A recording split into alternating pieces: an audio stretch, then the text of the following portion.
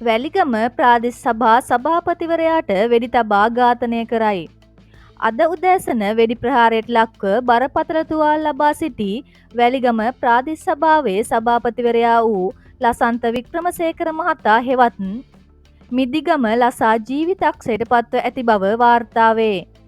මෙම වෙඩි තැබීම සිදුව ඇත්තේ අද උදෑසන වැලිගම ප්‍රාදේශ සභා ගොඩනැගිල්ල තුල සභාපති පුටුව මතදී.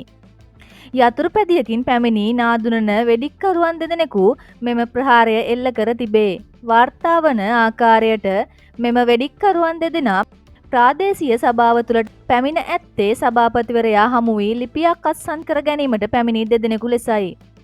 වෙඩි ප්‍රහාරය එල්ලවීමත් සමග සභාපති ලසන්ත වික්‍රමසේකර මහතා බරපතල තුවාල ලබා ඇත. ප්‍රාදේශීය සභා නිලධාරීන් විසින් වහාම ක්‍රියාත්මක වී සභාපතිවරයා මාතර මහරෝහලට ඇතුළත් කිරීමට පියවරගෙන තිබේ.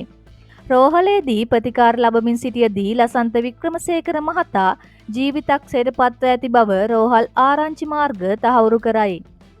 මෙම ඝාතනය සම්බන්ධයෙන් වැලිගම පොලිසිය සහ දකුණු පළාතේ විශේෂ පොලිස් කණ්ඩායම් එක්ව පුළුල් විමර්ශනයක් ආරම්භ කර ඇති අතර වෙඩි තැබූ සැකකරුවන් දෙදෙනා අත්අඩංගුවට ගැනීම සඳහා මෙහෙයුම් දියත් කර තිබේ.